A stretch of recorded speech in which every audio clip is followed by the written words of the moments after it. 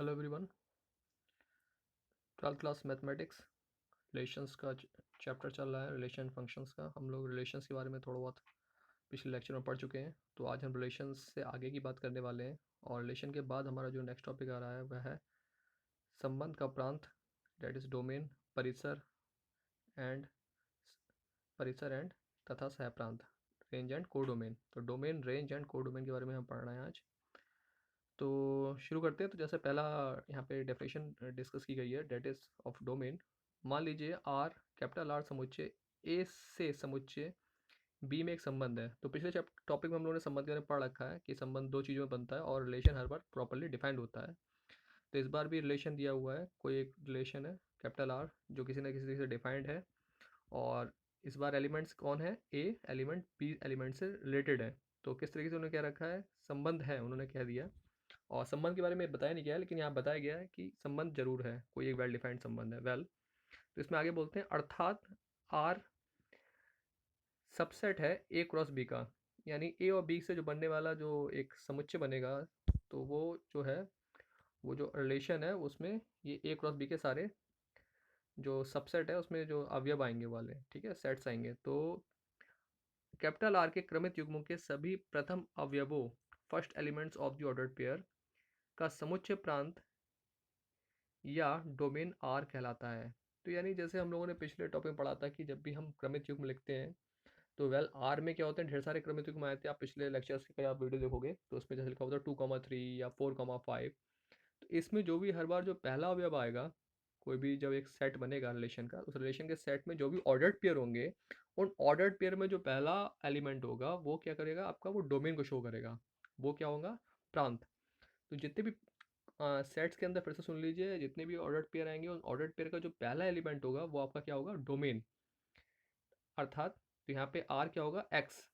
So X such that X X belongs to capital A, तथा X Y belongs to capital R, जो यहाँ पे आगे लिखा हुआ है। तो इसमें जो एक्स होगा वो आपको क्या करेगा, डोमेन को शो करेगा। नेक्स्ट आता है रेंज। सो कैपिटल आर के क्रमित युग्मों के सभी द्वितीय अवयवों का समुच्चय परिसर या रेंज कहलाता है। यानी जो सेकंड, उसी ऑर्डर पेयर में जो सेकंड एलिमेंट होगा वो आपका क्या हो जाएगा, ऑटोमेटिकली रेंज हो जाएगा। तो पहला अवयव होगा प्रांत, और उसी ऑर्डर पेयर में जो दूसरे अवयव होंगे वो सब क्या हो जाएंगे, रेंज। ओके। तो अर्थात आप समझ सकते हैं कि जो y होगा उसमें y such that y belongs to capital B। तो ये रेंज में आ रहे हैं सब। तो रेंज में कौन कौन होंगे, y। और y क्या होंगे, सारे b को बिलोंग कर रहे होंगे, क्योंकि ऊपर देखिए सबसे ऊपर क्या लिखा हुआ, ए क्रॉस बी। तो बी क्या है, दूसरे वाले अवयव, ए क्या है, पहले वाले अवयव। तो जो पहले वाले अवयव है वो सब क्या करेंगे, रेंज को दिखाएंगे, और जो ए वाले अवयव होंगे वो क्या हो जाएंगे, आपके डोमेन के। तो आई होप आपको इसमें डोमेन और ये रेंज की बात समझ में आई होगी। इसके आगे चलते हैं। इसमें आ गया आपका नेक्स्ट, सह प्रांत, को डोमेन। यहाँ पे एक ध्यान रखने वाली बात यह है कि यूजुअली या मोस्ट प्रॉब्ली ज़्यादातर केसों में जो समुच्चय बी होता है वो आर का क्या होता है, सह प्रांत कहलाता है। यानी जो आपके सेकंड वाले जो अवयव है वो अक्सर कोडोमेन में ही आते हैं। कुछ पर्टिकुलर केस होता है स्पेशल, उसमें वो कोडोमेन अलग होते हैं, वरना कोडोमेन और आपका जो रेंज वाले हैं होते हैं वो अवयव समान होते हैं।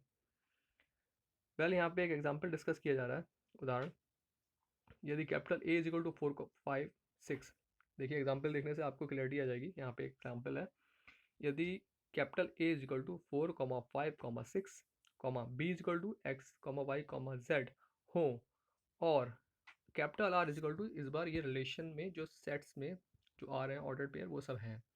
तो यहाँ पर डोमेन क्या होगा, डोमेन आप आर निकालोगे, यानी जो रिलेशन है आर, आर का जो सेट है उसका अगर आप डोमेन निकालना चाहोगे तो डोमेन में क्या आएगा, जैसे मैंने आपको बताया था, जो पहले अवयव होते हैं वो आपके डोमेन कहलाते हैं। तो ऊपर जो आर में जो दिया हुआ है, जैसे 4,x, 4,z, 5,y, 6,x, ये किसी पर्टिकुलर रिलेशन की वजह से यहाँ पर आ रहे हैं। वो आर किसी वजह से डिफाइन रहा होगा, वो हमें अभी नहीं हमारा ज़रूरत है।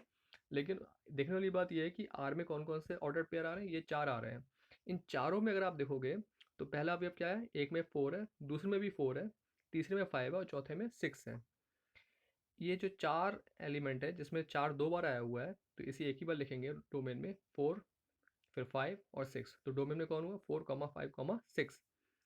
अब उसी आर में, आर के सेट में जो ऑर्डर्ड पेयर है, यानी 4,x, 4,z, 5,y, 6,x में जो दूसरे अवयव है, दूसरे अवयव क्या क्या है, पहले में x है, फिर z है, फिर y और फिर x है। तो ये x, z, y और x, यानी फिर से आप जानते हैं सेट्स में किसी भी अवयव को दो बार नहीं लिखते। तो यहाँ पे जो x दो बार आया हुआ है, देखिए पहले वाले में आया हुआ है 4, x में, और 6, x में, आखिरी वाले में दो में x आया हुआ है। सेकंड वाला जो अवयव है, तो इसको दो बार नहीं लिख के एक ही बार लिखेंगे। तो रेंज में देखिए नीचे नीचे वाली लाइन में, range capital R is equal to X comma Y comma Z. तो रेंज में आपके क्या होगा, तीन अवयव होगा इस बार भी, एक्स, वाई और जेड। एक्स दो बार आया हुआ है लेकिन लिखेंगे एक ही बार, क्योंकि सेट्स में किसी भी अवयव को एक ही बार लिखते हैं। तो डोमेन और रेंज आपको यहाँ पे क्लियर हो रही होगी।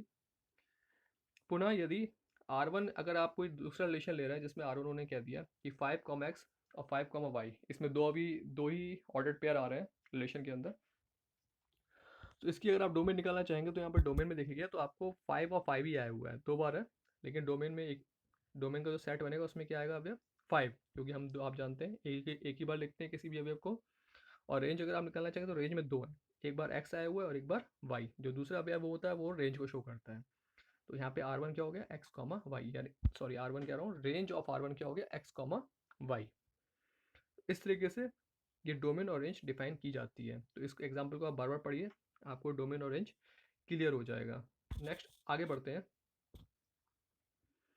प्रतिलोम संबंध। प्रतिलोम संबंध में देखिए, अब अभी तक हम लोगों ने संबंध की बात की कि आर में ऑर्डर्ड पेयर आते हैं, जैसे अभी हम पिछला वाला देखें जो हमारा पहला एग्जाम्पल था उदाहरण, जिसमें आर में देखिए 4, x, 4, z, 5, y, 6, x, ये एक आर है। अब आ रही बात प्रतिलोम संबंध की। तो प्रतिलोम संबंध में जस्ट इसका इन्वर्स करना होता है। Inverse in the short way में आपको बताता हूँ। तो इन्वर्स में क्या करना होता है, जो अवयव लिखे हुए हैं 4, x को आप क्या लिख दोगे, x, 4, 4, z है, इसको आप क्या लिख दोगे, z, 4, 5, y है, इसको आप लिख दोगे y, 5, 6, x को x, यानी जो ऑर्डर्ड पेयर है उनके अवयवों के स्थान आप बदल दो, तो वही आपका आर इन्वर्स तैयार हो जाता है।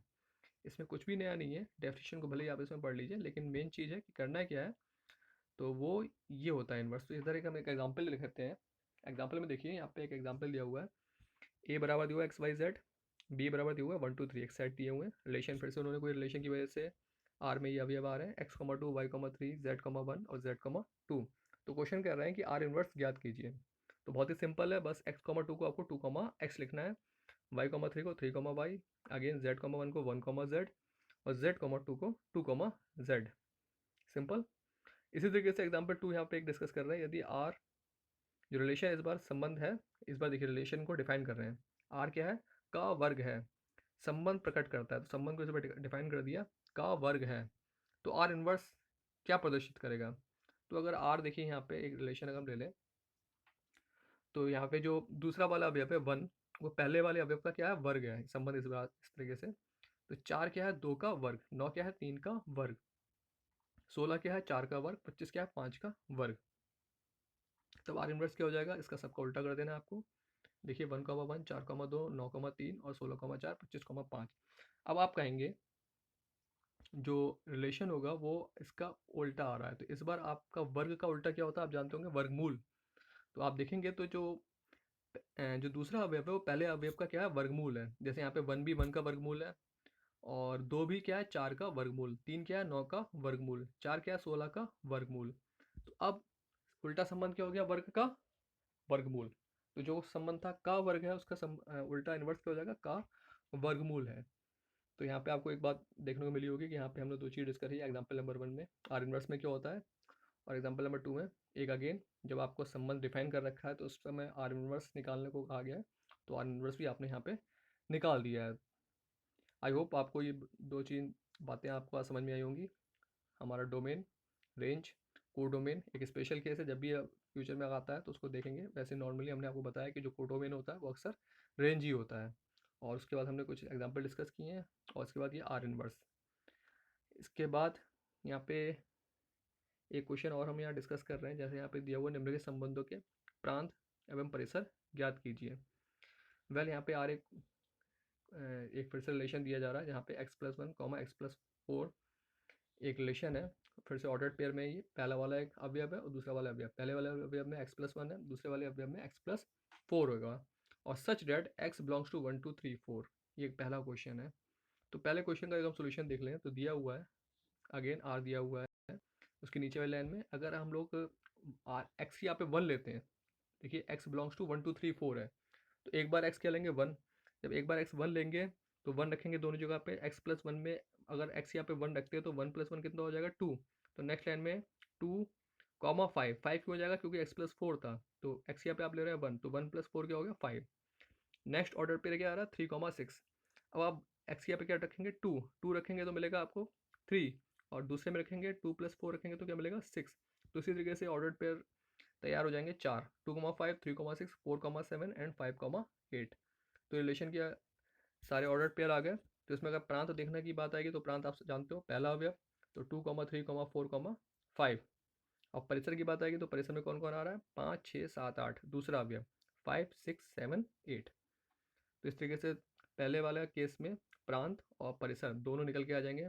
प्रांत r इजकल टू 2, 3, 4, 5 और परिसर 5, 6, 7, 8। फिर से यहाँ देख लीजिए, प्रांत क्या होता है पहला अवयव और परिसर क्या होते हैं दूसरे अवयव। तो पहले अवयव का समुच्चय प्रांत हो गया, दूसरे अवयव का समुच्चय परिसर हो गया। सेकंड अगर हम एग्जांपल इसमें डिस्कस कर देखें तो x कॉमा एक्स स्क्वायर, इस बार भी दो ऑर्डर पेयर दिया हुआ है। पहला नॉर्मल x है, दूसरा उसका एक्स स्क्वायर होगा। सच डेट x एक अभाज्य संख्या है जो 10 से कम है। 10 से कम जितनी भी अभाज्य संख्या है वो x है। तो पहली एक अभाज्य संख्या आप कोई सी भी अगर आप उठाना चाहें तो पहली अभाज्य संख्या आपको मिल रही है जैसे 2।